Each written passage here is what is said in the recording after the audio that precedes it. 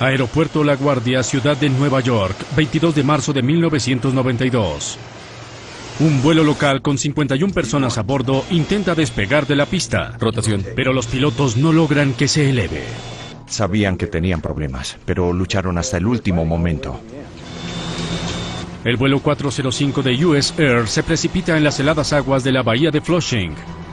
27 personas mueren. Para los investigadores estadounidenses es un caso de rápida solución. Este accidente no nos sorprendió. Pero los investigadores canadienses saben que el accidente de Nueva York no debió ocurrir. Mi reacción cuando supe del accidente fue, por Dios, es Dryden otra vez. 3 años antes, una exhaustiva investigación de un accidente en un remoto aeropuerto septentrional identificó un asesino y concibió los medios para evitar que no volviera a atacar. Si hubieran seguido las recomendaciones de mi informe, el accidente del F-28 en La Guardia se habría podido evitar. El accidente en La Guardia deja algo en claro. Las personas que debieron recibir la advertencia no la recibieron.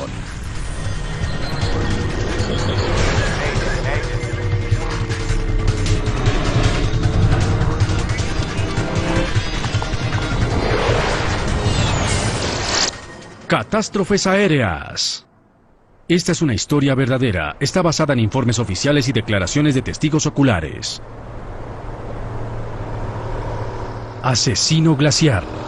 10 de marzo de 1989. Son las 11:39 en el aeropuerto Ontario de Dryden.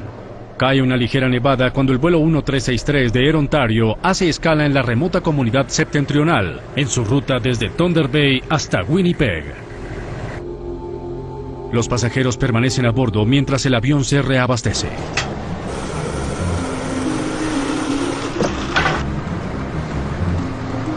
Para la asistente de vuelo Sonia Hardwick y la tripulación a bordo del Fokker F-28 ha sido un frustrante día de demoras. Enormes copos de nieve blancos, suaves y esponjosos caían en ese momento, y el cielo estaba muy gris. Pensé, supongo que esto significa que tendremos una nueva demora. No creo que lleguemos a Winnipeg a tiempo. Es viernes, el comienzo del receso de marzo. El vuelo ya tiene 1 hora de retraso. Una demora adicional podría hacer perder los planes de vacaciones de muchos de los 69 pasajeros y miembros de la tripulación. Muchas de las familias a bordo iban en plan de vacaciones. La mayoría iba a esquiar y les preocupaba perder sus conexiones en Winnipeg. Kenora Dryden, aquí Ontario 363. Ontario 363, Kenora. El primer oficial, Kate Mills, revisa las condiciones meteorológicas. El capitán George Morwood regresa de hacer una llamada telefónica dentro del aeropuerto. ¿Empeora? ¿Hay noticias? Y no despejará hasta entrada la noche. Parece que la nevada será fuerte, pero aún está dentro de nuestros límites de despegue. Tenemos muchas personas que no quieren perder sus conexiones. Esperemos que se mantenga. La temperatura se acerca a 0 grados. La visibilidad disminuye. Si el vuelo no sale pronto, podría quedarse en tierra indefinidamente. Dryden es una ciudad muy pequeña. Es un lugar muy remoto en Ontario. Con una población de unas 6.500 personas, la aislada comunidad queda a mitad de camino entre Thunder Bay y Winnipeg. Los crudos inviernos canadienses, con temperaturas que llegan a 35 grados centígrados bajo cero, son la norma aquí. No es el mejor lugar para quedarse varado en la mitad de una tormenta de nieve.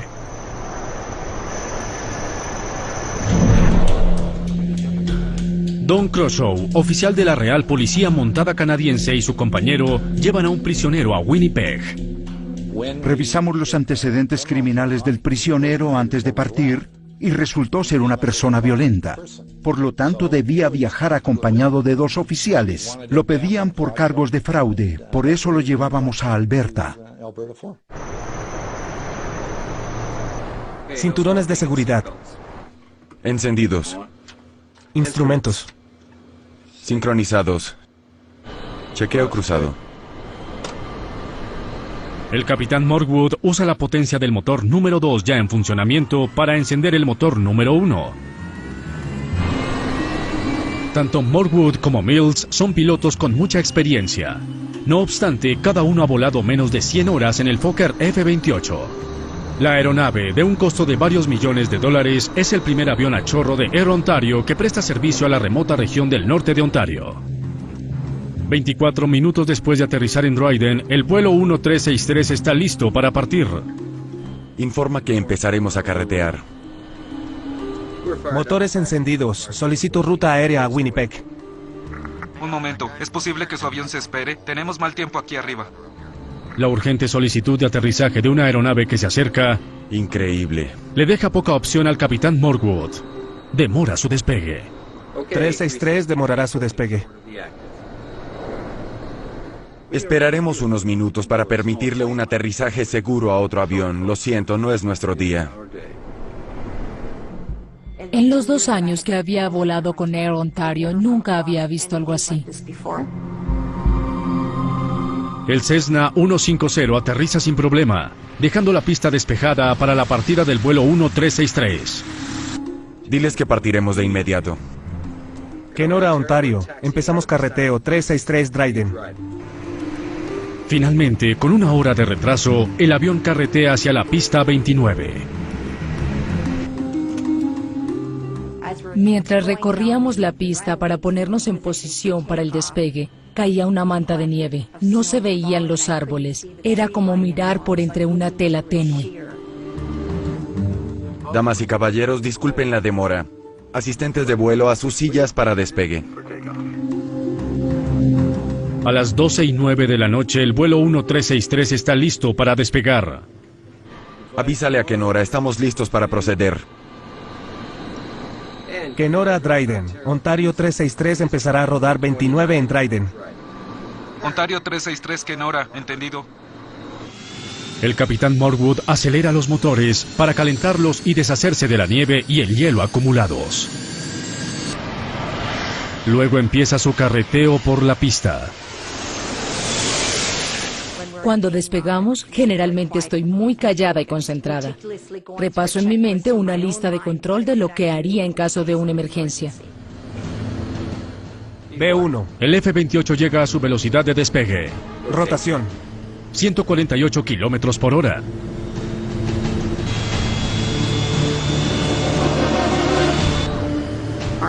Nuestro despegue fue muy lento, como una persona lenta corriendo montaña arriba. Evidentemente algo está mal. El F-28 tiene dificultad para elevarse. Pasamos los árboles. El avión empezó a sacudirse. Pensé, Dios mío, nos vamos a caer. Se desató el infierno. Fue como estar en una licuadora en ese momento. Se inclinó a la izquierda y luego a la derecha. El piloto intentaba elevar el avión. Hubo una ráfaga de potencia. El avión pareció estabilizarse. Se sentía que los pilotos intentaban controlarlo.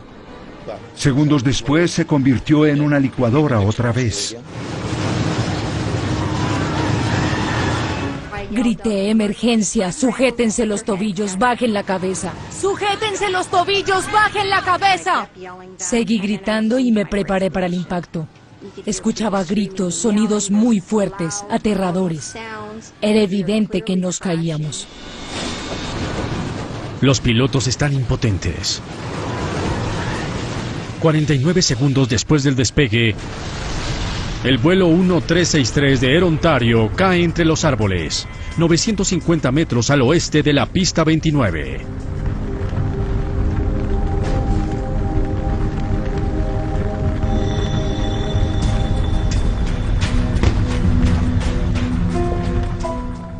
Los escombros del avión estaban esparcidos por todos lados. Yo no sabía en dónde estaba, y en ese momento pensé, por Dios, estoy viva. Todavía estoy viva. Todo ocurría muy rápidamente. Cuando chocamos, caímos en ángulo. El lado derecho del avión se rasgó y por ahí pudimos salir. De lo contrario, quizás nunca hubiéramos podido salir. El prisionero estaba todavía esposado. Le quité las esposas, pero nunca se apartó de mi lado. Y luego salimos de la aeronave. Había fuego alrededor y explosiones. Yo pensaba, por Dios, el avión está lleno de combustible. ¡Vengan por aquí! Y empecé a gritar, vengan por aquí, para que las personas siguieran mi voz. ¡Vengan por aquí! Los pasajeros salen del avión antes de que el fuego se extienda. 45 personas sobreviven al accidente, pero 24 mueren, incluyendo al capitán Morwood y al primer oficial Mills.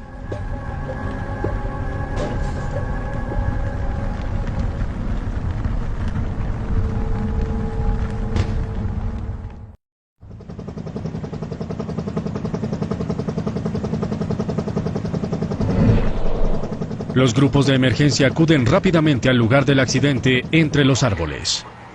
Equipos de socorro en el 3143. Los heridos se trasladan al hospital de Dryden. Estaba preocupado porque me asomé por la ventanilla y vi mucha nieve. Cuando íbamos por la pista no vi nada anormal, pero luego supe que algo pasaría.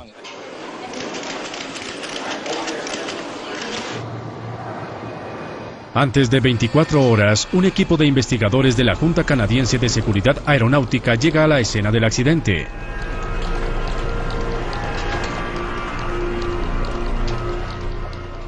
Llegamos al sitio de un accidente con la idea de averiguar qué ocurrió, por qué ocurrió y cómo se puede evitar que ocurra en el futuro. Recorrimos a pie todo el trayecto que siguió el avión, hasta la cabecera de la pista y luego hasta el sitio del accidente. Fue lo primero que hice. Quería documentar lo que veía en las fotografías. Cuando visitamos el sitio de un accidente, hay dos cosas que nos abruman: el olor a combustible de avión y el olor a muerte.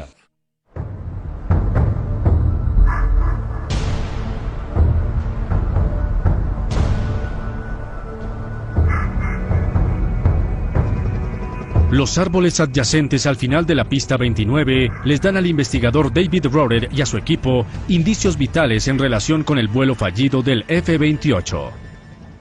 Lo que ocurrió fue que el avión salió del final de la pista en lo que llamaríamos efecto terrestre y se quedó a esa altura, rozando las copas de los árboles. Miren cómo cortó las copas de los árboles. Nunca voló. 24 pasajeros murieron. 2 pilotos y un asistente de vuelo también murieron. Y murieron tratando de cumplir con su deber. Por lo tanto, queremos hacerles justicia. Pero también debemos ser justos. Si se cometieron errores, los errores deben enmendarse. De la parte posterior del fuselaje, los investigadores recuperan las 2 cajas negras del F-28. La grabadora de información de vuelo y la grabadora de voz de la cabina.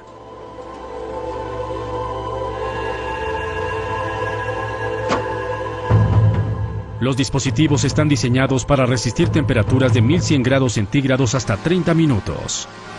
Los investigadores quedan frustrados al ver que la cinta Mylar de las grabaciones sufrió extenso daño por el calor.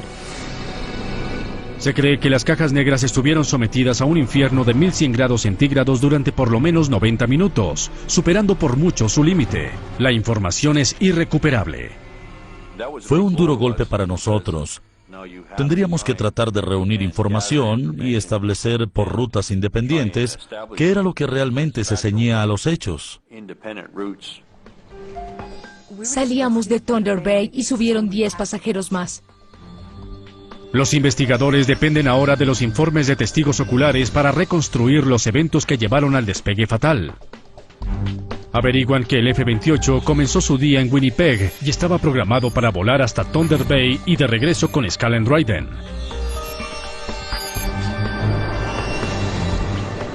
Sin embargo, en Thunder Bay los planes cambiaron. La cancelación de otro vuelo obligó a la tripulación a recoger 10 pasajeros adicionales. Y cuando hicieron sus cálculos, se dieron cuenta que tenían sobrepeso y que debían descargar algo. Bueno, descarguemos combustible entonces. Dejaron parte del combustible para estar dentro de los límites de peso. Despacho, Ontario 363. Y el vuelo se retrasó 1 hora. El peso adicional de los nuevos pasajeros no le dejó opción a la tripulación. Tuvieron que descargar combustible para aligerar su carga. Eso significaba que cuando llegaran a Dryden tendrían que bombear más de la cantidad acostumbrada de combustible para el último tramo de regreso a Winnipeg. Rohrer se pregunta si el cambio de plan de alguna manera llevó a un cálculo equivocado de peso y equilibrio. ¿Estaba el F-28 demasiado pesado para el despegue? Luego descubre un detalle desconcertante. Nunca dejaron el formato de peso y equilibrio para el despegue en Dryden, según se requiere. El formato se quemó en el fuego. Rohrer se ve obligado a usar los promedios de Air Ontario para calcular el peso de pasajeros y equipajes. La información combinada con los registros de combustible del aeropuerto le permite calcular el peso bruto del avión en el momento del despegue. Sabíamos cuántas personas estaban a bordo, cuánto equipaje llevaba el avión y cuál era su carga de combustible. Rohrer calcula que el F-28 pesaba entre 31.000 y 32.000 kilos. El peso máximo de despegue era 32.000 kilos. Llegamos a la conclusión de que el avión no tenía sobrepeso. La causa del accidente sigue siendo un misterio. 18 días después de iniciada la investigación, el gobierno canadiense designó al juez Virgil Molchansky para dirigir una pesquisa más amplia de todos los aspectos del sistema de aviación que permitieron la tragedia de Air Ontario. El gobierno buscaba un juez experimentado y preferiblemente con formación como piloto. Molchansky es piloto veterano con 13 años de experiencia. Trabajará con la colaboración del investigador de accidentes David Rohrer y el consultor en asuntos aeronáuticos Frank Black. El primer paso del nuevo equipo, evaluar los sistemas técnicos del avión. El sistema eléctrico, el sistema hidráulico, el sistema de combustible, todos estos sistemas se analizan tanto en términos de su historia hasta el momento del accidente, como de restos que queden en el sitio y que puedan examinarse.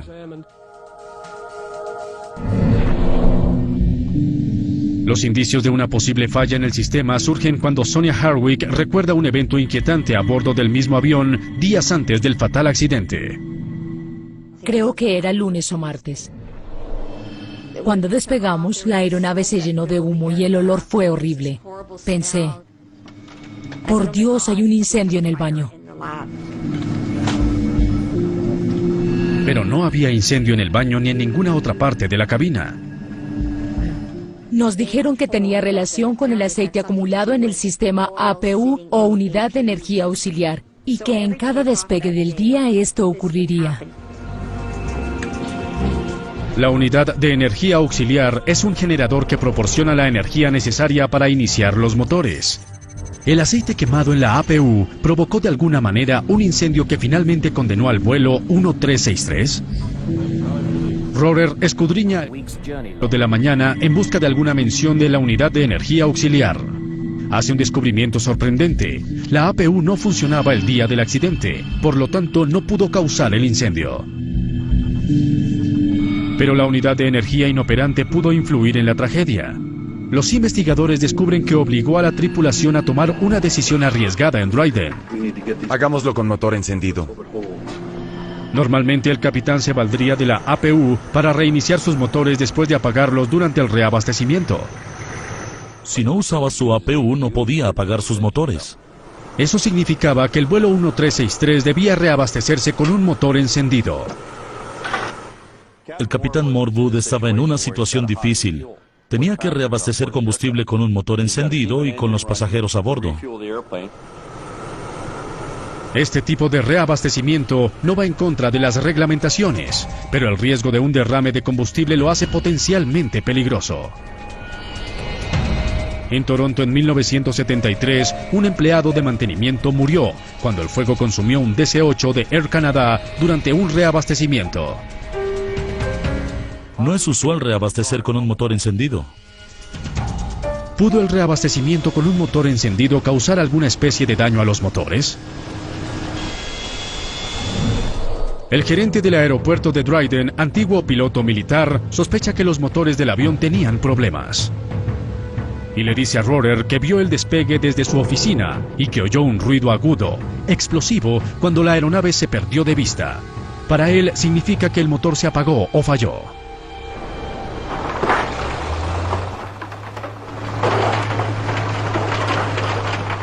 Creí que esta sería una investigación de alto perfil y potencialmente polémica. La única manera de asegurar que la verdad salga a la luz es tener evidencia concreta del accidente. Entonces, llevamos el avión completo a nuestro laboratorio en Ottawa. ¿Hay algo? Con indicios hacia una falla del motor como causa del accidente, Desármenlo. Rohrer ordena pruebas de motor exhaustivas. Los motores se examinaron en busca de daños. Encuentra que los dos motores Rolls-Royce del F-28 solo sufrieron daños estructurales menores. No hay evidencia de fuego en los motores, nada que sugiera una falla.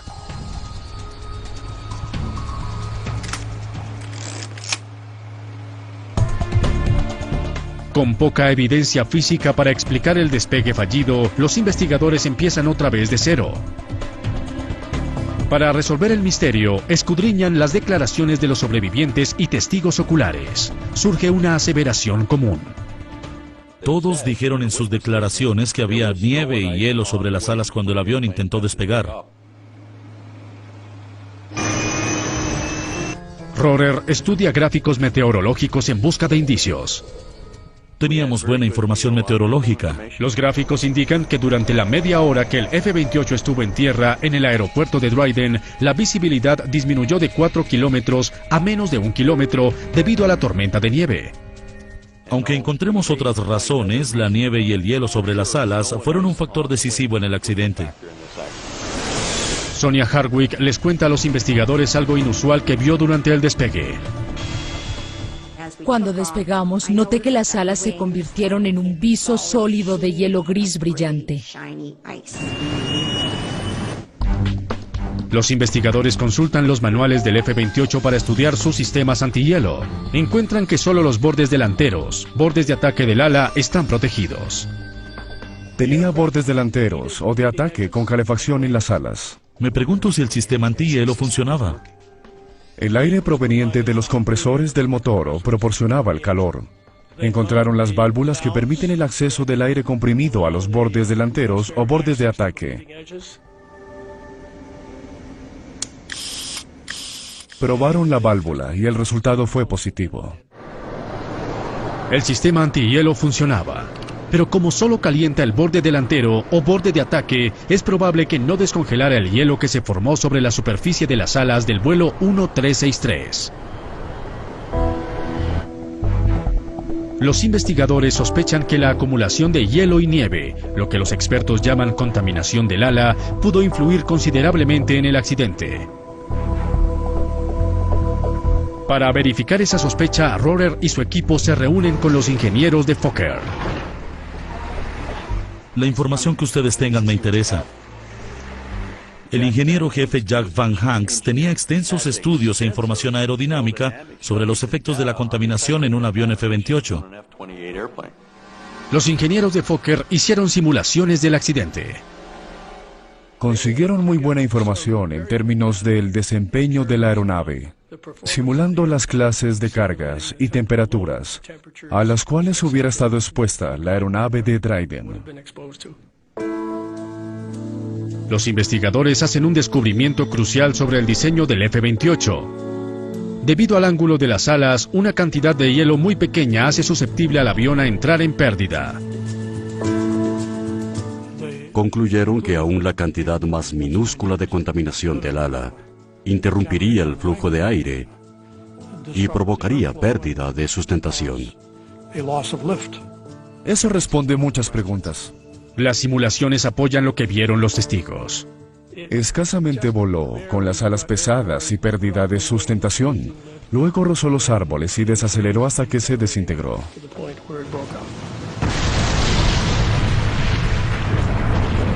Los investigadores están ahora seguros de que las alas contaminadas causaron el accidente.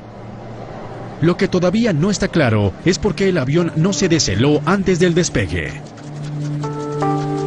Casi todos los aeropuertos en climas fríos, incluyendo a Dryden, están equipados con la tecnología necesaria para retirar el hielo de un avión. Pero el capitán Morwood nunca solicitó el deshielo. El tiempo no mejora. Empeora. ¿Cuáles son las últimas noticias? Hasta entrada la noche. Escucha. Los investigadores quieren averiguar por qué. Quieren entender qué lo llevó a arriesgar su propia vida. Esperemos que se mantenga. Y las vidas de 68 personas a bordo del vuelo 1363.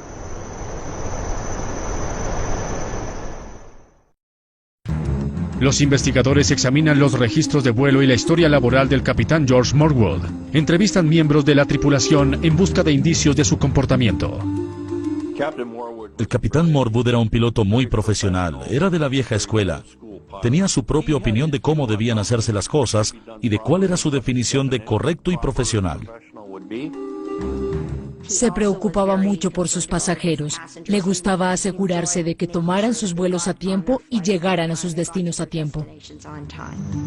Air Ontario era una compañía en crecimiento. Era su primera incursión en operaciones con aviones jet de propulsión a chorro. Estoy seguro que muchas cosas pasaban por la mente del capitán Morwood. Debía estar en desacuerdo con muchos procedimientos.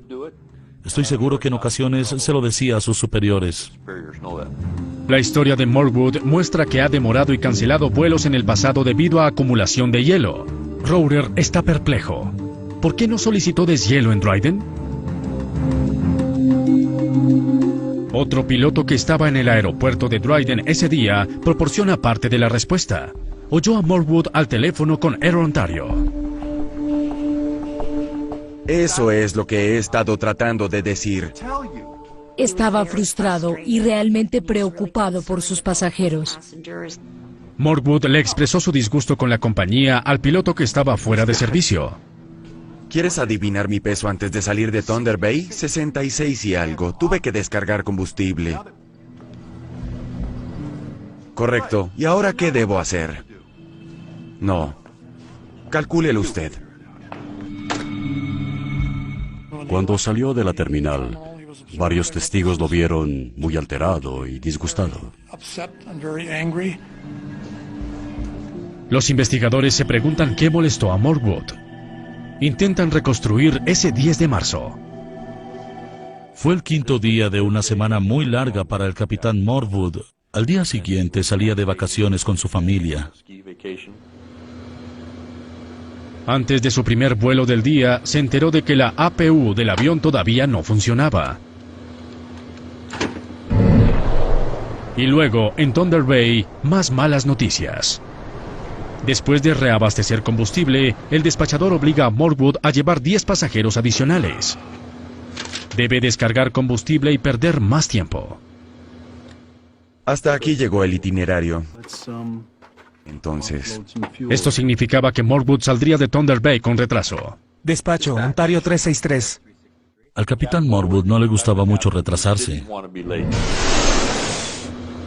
Camino a Dryden y con una hora de retraso, el pronóstico meteorológico de ligeras lluvias y niebla recibido por la tripulación ya no es preciso. El capitán Morwood no recibió el pronóstico de lluvia helada que debió recibir al aproximarse a Dryden. Cuando el vuelo 1363 aterriza en Dryden, el tiempo empeora cada minuto. El avión estuvo detenido media hora mientras la nieve se acumulaba sobre sus alas. Tengo que hablar con alguien de esto. Los investigadores quizá nunca sepan el grado de preocupación de Morwood por las condiciones meteorológicas. Pero existe evidencia de que las tenía presentes. Cuando Rohrer interroga al encargado del combustible, se entera de que Morwood preguntó por el deshielo momentos antes del despegue. ¿Hay sistema de deshielo disponible? El encargado del combustible dice que le mostró a Morwood en dónde estaba el equipo del deshielo. Y luego indica una poderosa razón que podría explicar por qué el capitán no pidió el deshielo. Air Ontario tenía una política que le prohibía deshelar con un motor encendido. El fluido puede entrar en los motores y luego pasar al sistema de aire acondicionado del avión, creando un ambiente muy nocivo en la cabina de pasajeros. Pero si Morwood apaga ambos motores, no reiniciaría su avión. La única manera de iniciar el avión en tierra es con una unidad de aire portátil que proporcione el aire comprimido. Y Dryden no contaba con ese equipo para iniciar el avión. Hubiera sido necesario llevar el equipo desde Winnipeg, una decisión costosa. Si se hubiese quedado en tierra con el avión apagado, la aerolínea habría tenido que incurrir en gastos de alojamiento y manutención para los pasajeros, por los cuales Morwood tendría que responder. Correcto, ¿y ahora qué? Estaba bajo enorme presión. No. Calcúlelo usted. Creo que la conversación telefónica se refería a esa situación y su molestia al respecto, pero Morwood no tuvo opción. ¿Empeora? ¿Hay noticias? Parece que la nevada será fuerte, pero aún están dentro de nuestros límites de despegue. Tenemos muchas personas que no quieren perder sus conexiones. Esperemos que se mantenga. Aunque la cantidad de nieve sobre las alas estaba aún dentro de los límites, lo que estaba bajo la nieve condenó el vuelo. El combustible dentro del ala de un avión puede enfriarse hasta 40 grados centígrados bajo cero. El combustible helado enfría la superficie metálica del ala. Cuando la nieve cae sobre esta superficie fría, se congela de inmediato en una capa de hielo escasamente visible. Es un proceso que se llama cold shock. Esto interrumpió el flujo de aire sobre el ala y destruyó su capacidad de sustentación. Diles que partiremos de inmediato. Kenora, Ontario, empezamos carreteo. La única razón que se me ocurre que pudo llevarlo a la decisión de ejecutar el despegue fue que no tuvo en cuenta el fenómeno de cold shocking y el hecho de que podían todavía tener una capa de hielo encima. Avísale a Kenora, estamos listos para proceder. Kenora, Dryden, Ontario. Quizá por no querer afrontar las consecuencias de apagar sus motores, Morwood optó por despegar de Winnipeg sin deshelar su avión.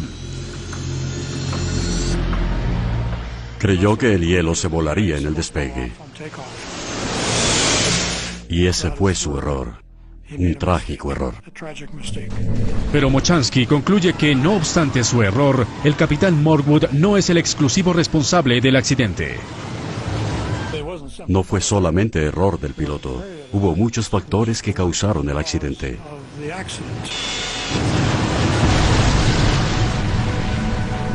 Uno de los factores más importantes, la decisión de Air Ontario de permitirle volar el avión con una APU dañada. Pospusieron muchos de los trabajos de mantenimiento que debían hacer, debido a una escasez de partes. Y luego buscaron operadores de F-28 por todo Canadá para pedir repuestos prestados. Evidentemente fue un mal manejo de la gerencia de Air Ontario. La investigación determina que, al obviar procedimientos y concentrarse demasiado en las utilidades, la aerolínea puso a sus pasajeros y empleados en riesgo. Como los F-28 eran nuevos en Air Ontario, había necesidad de bajar una tripulación y subir la siguiente para tenerlos en el aire produciendo dinero. Después de mucho pensar sobre este accidente, llegué a la conclusión de que hubo muchas otras manos involucradas. Muchas manos empujaron esas palancas. Estoy seguro que varias personas intervinieron en la secuencia de eventos que llevó a este trágico resultado. Este accidente se habría podido evitar, pero todo conspiró contra los pilotos. Tengo que hablar con alguien de esto. Debido a que la gerencia de Air Ontario no tenía la cultura de la seguridad. Y esta es necesaria en todos los departamentos de una empresa.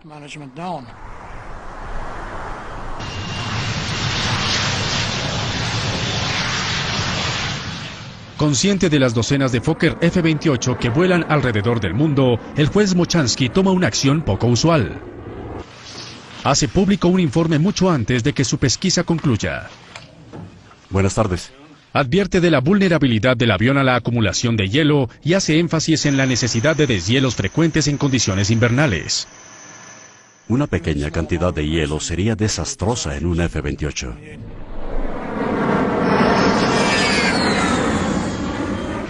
No obstante, 15 meses después, se hace evidente que las advertencias de Mochansky no se atendieron.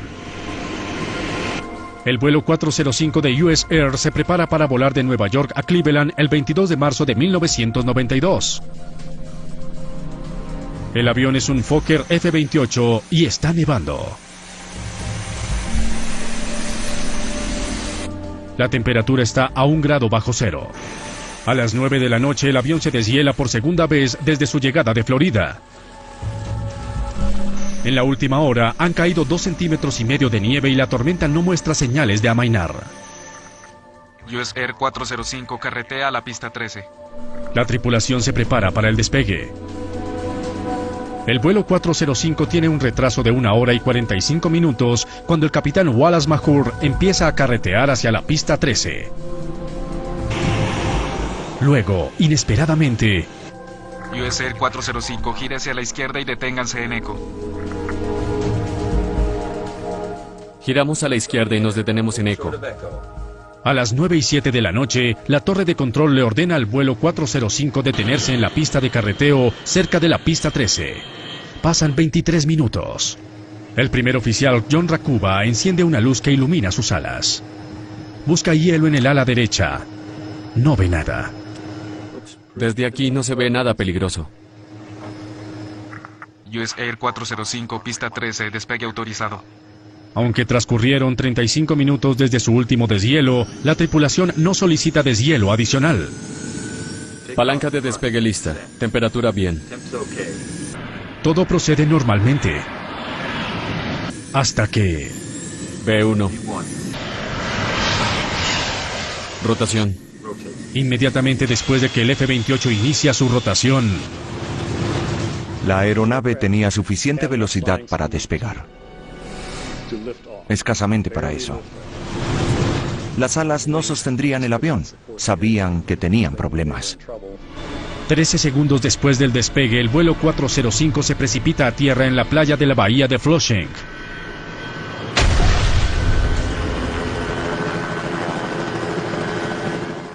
Creo que ningún piloto supone que su avión se caerá. Lucharon hasta el último momento para salvar el avión. 27 de las 51 personas a bordo mueren. Otro Fokker 28 se accidenta con trágicas consecuencias. Mi reacción cuando supe del accidente fue, por Dios, es Dryden otra vez. En pocos días, el investigador a cargo Robert Benson sospecha que la causa principal fue hielo sobre las alas. Sería muy difícil que alguno de los dos pilotos detectara hielo en las alas, mirando sobre su hombro por las ventanillas laterales del avión. Desde aquí no se ve nada peligroso. El capitán se enfrentaba a un problema. Si quería deshelar por tercera vez, tenía que salir de la fila, carretear hasta la zona de estacionamiento y esperar al camión de deshielo otra vez. Despegando. Un retraso semejante incluso podía causar la cancelación del vuelo. Después de todo el trabajo, de todos los esfuerzos, saber que el accidente ocurrió de nuevo fue muy frustrante.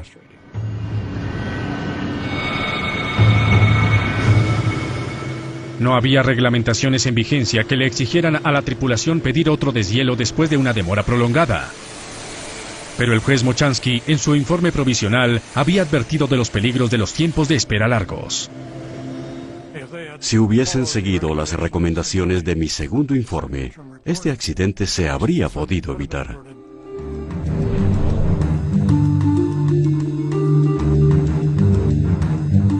También advirtió de las limitaciones del fluido de deshielo que se usaba en ese tiempo.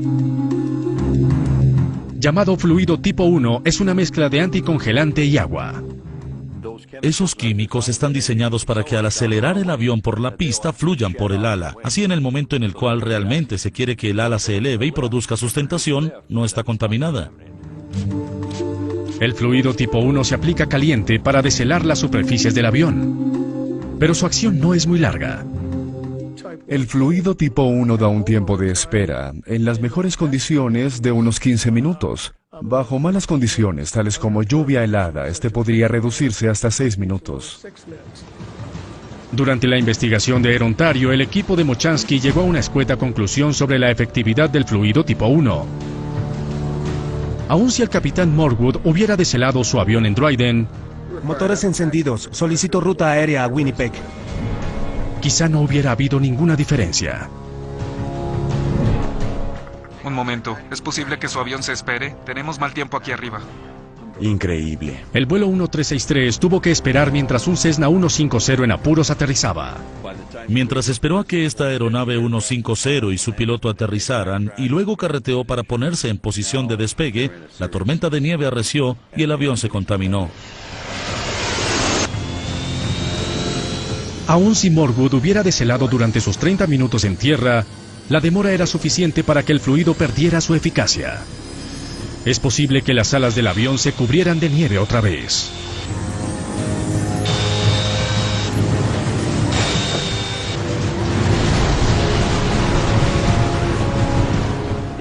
Del examen de los pilotos de Air Ontario se sacó una conclusión fehaciente: la necesidad urgente de entrenamiento en relación con el funcionamiento de los sistemas antihielo y el tiempo de eficacia de la protección de la aeronave.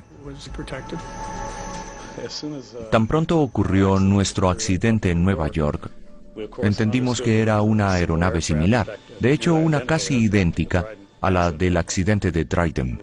Las circunstancias fueron similares en ambos accidentes, y el informe de Dryden fue una guía que nos ayudó a concentrar nuestra investigación.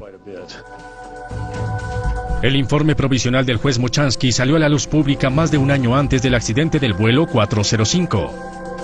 Sus recomendaciones lo habrían evitado. Mochansky pronto descubriría que una falla de comunicación les había costado la vida a 27 personas en Nueva York.